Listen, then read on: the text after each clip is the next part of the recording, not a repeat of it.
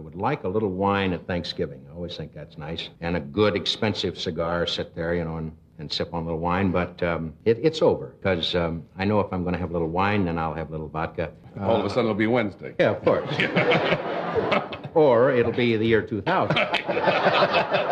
For 60 years, Jonathan Winters proved that the wildest comic minds don't need permission. This is Jonathan Winters at his absolute funniest. Winters takes over. Johnny Carson's interview. It's in one of the right or left pocket. Always little surprises. Everybody out of the pool.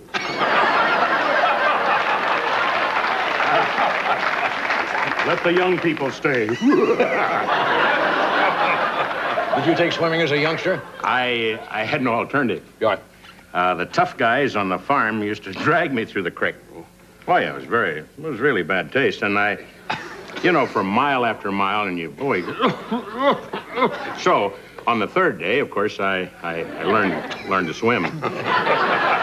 Winters walks into this Tonight Show interview with energy that makes Johnny Carson immediately understand the normal interview structure won't survive. Winters turns small talk. I was certainly taken with the little girl. Yeah. Isn't she nice? I really was. At 11, of course, I was still doing this. If I give you... Oh, they were saying that. If I give you 4 apples and 3 more, how many do you have? Too many for my lunchbox. At 11. Not funny. Yeah. Not funny to the teacher. No, and this kid is in college. This kid is in college. Boy, it must be. Of course, she's doing a smart thing from my standpoint. She's dating a 19-year-old. Into character noise. This summer, 1988. Carson appearance is funny because Winters never lets a simple answer stay simple, making every harmless question sound like it might become a confession. Jonathan keeps slipping out of himself. Surprise, surprise. Not even an orange, just another walnut. And there's something about opening up what you think are either wonderful bunny slippers, sheepskin line, or some new Florsheim. And it was the most terrible... I don't know what it was this day. It was something that had been hit in the road coming down. Merry Christmas. And this thing's like it.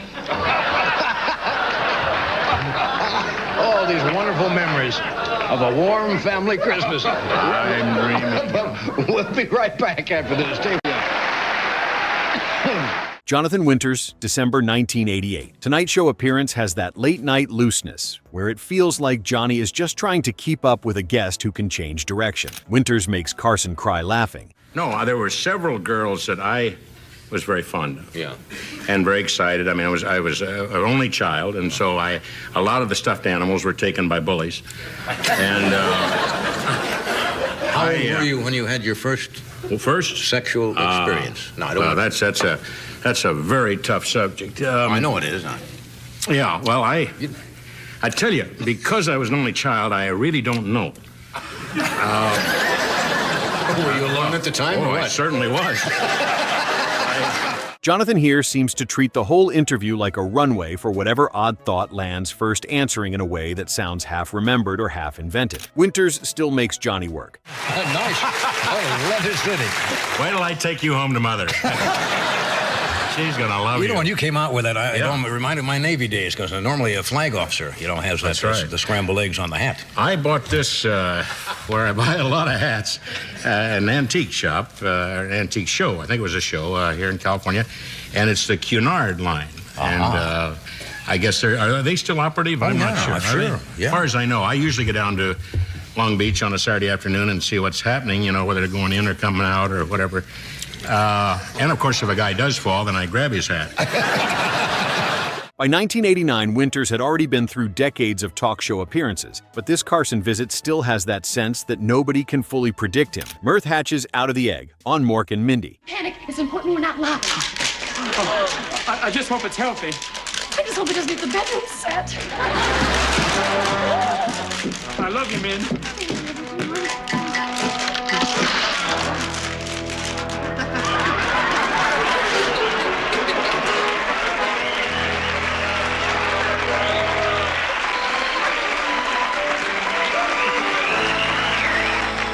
It's a boar. It's a man.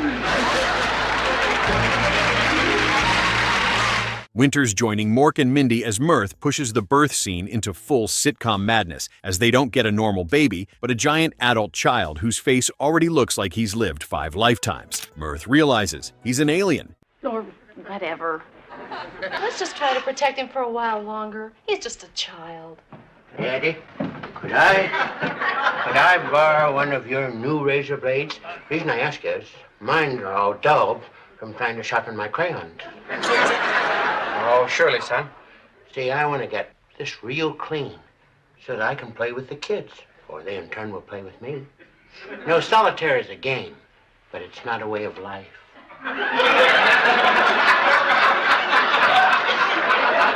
Mirth learning he's not like other children gives Winters a perfect excuse to make confusion funny instead of sentimental, playing the discovery with a strange mixture of wounded innocence and odd adult panic, the family reunion bit. Then Mindy's becoming an orphan, leaving Jonathan Winters outnumbered. Fit her for an electric bonnet now. And Fish is back in an all-new Barney Miller. I'm gonna blow on top. You guys didn't have to do this to me. Before Mirth became his signature Mork and Mindy role, Winters appeared as Mindy's Uncle Dave in a family reunion episode where the funny tension comes from watching him enter a sitcom family setting and immediately make it feel less controlled. Toadsucker interrupts Kentucky Rose on Hee Haw.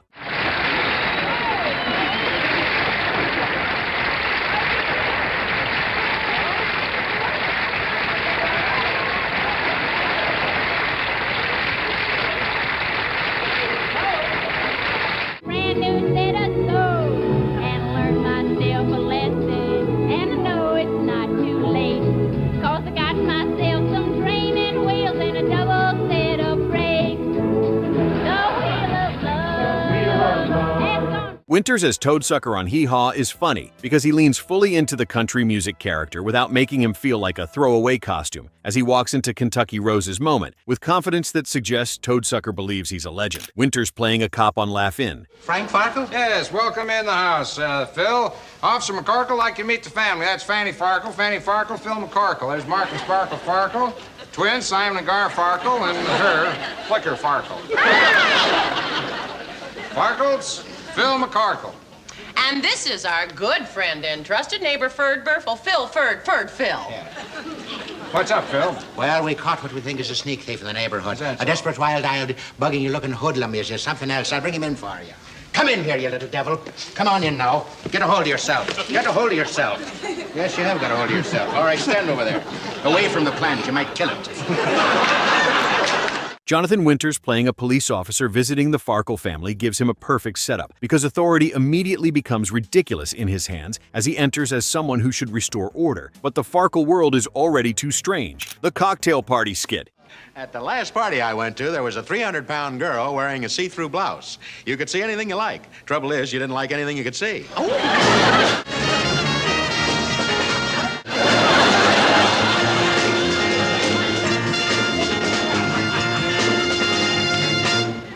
Say, Jeremy, would you like to go back to England with an American wife?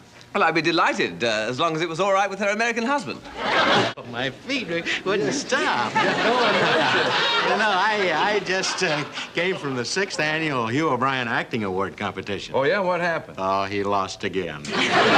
Winters fits perfectly into Laugh In's cocktail party and joke wall format because the whole show is designed around fast interruptions and strange faces as the moment gives him room to fire off a quick character beat without needing a long setup. The Hollywood Squares game show moment.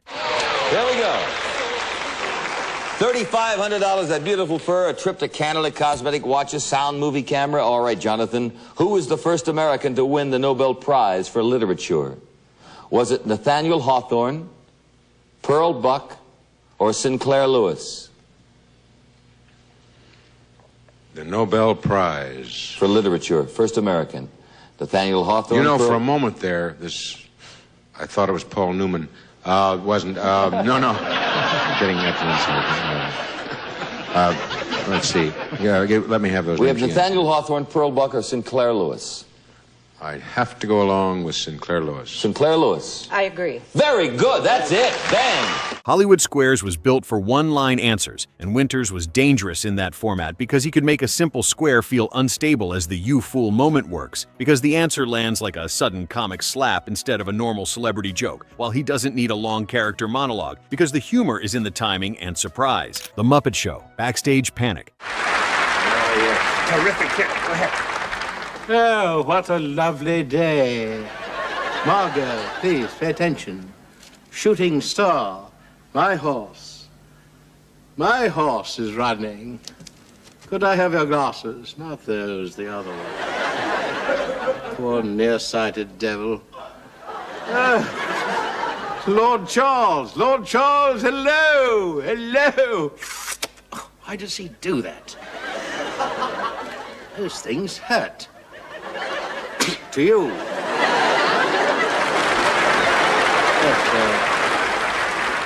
The Muppet Show gave Winters exactly the right kind of world, because the backstage area already felt like controlled disorder. As in the Jonathan Winters episode, the backstage curse setup lets him act like a guest who has walked into a theater where every strange thing makes sense. Bear on patrol on The Muppet Show. I got you. Come here. Patrol Bear? Yes, sir. Listen, would you get back in uniform before I put you on report? That is not regulation headgear. No, this is my prisoner, sir. I caught him picking pockets at the aquarium. Did you catch him wet-handed? Terrific. Listen, Patrol Bear, I want you to book him. Well, how? What do you mean, how's that? Well, you know, take a set of fingerprints. Where do I start? Well, you start with the pinky.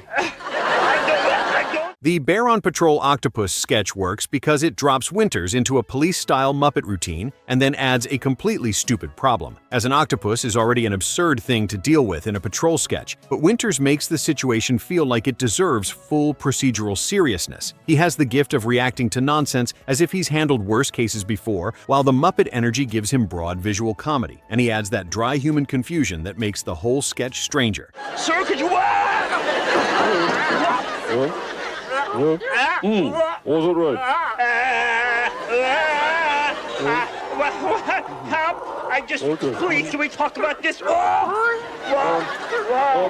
Something more important has just come up, Patrol Bear. I want you to release... Patrol Bear, would you release that prisoner, please? The laugh comes from the mismatch between official police behavior and a problem that should not fit inside any police report, as Winters knows how to stay committed without flattening the joke. The scene is a strong specific pick because it gives you his face voice and timing inside a clean visual gag, proving he could make even the silliest premise feel grounded. The police procedural format allowed Winters to apply his character work to absurdist situations, creating comedy through commitment. His straight-faced reactions to the octopus elevated the sketch beyond simple puppet comedy into performance art. The Muppet Show's willingness to let Winters drive the scene showed trust in his improvisational instincts. The octopus problem provided the perfect canvas for Winters to demonstrate how seriousness makes absurdity funnier. Jonathan's ability to maintain a cop persona while dealing with impossible situations showcased his theatrical training. The sketch demonstrated why Winters excelled in variety television, where formats changed but his genius remained constant. The 1979 Cheetos commercial. Our story opens on the Duke of Cheddar holding court. So, caught stealing my Cheetos, were you? He can't speak, sire. His mouth's full of Cheetos. He says the real cheese taste made him do it, sire. Poor bloke. He loves the real cheese taste. Let him eat a few Cheetos. Nothing doing. Cheetos are fit for a king. Since when are you a king, Duke? Here, love.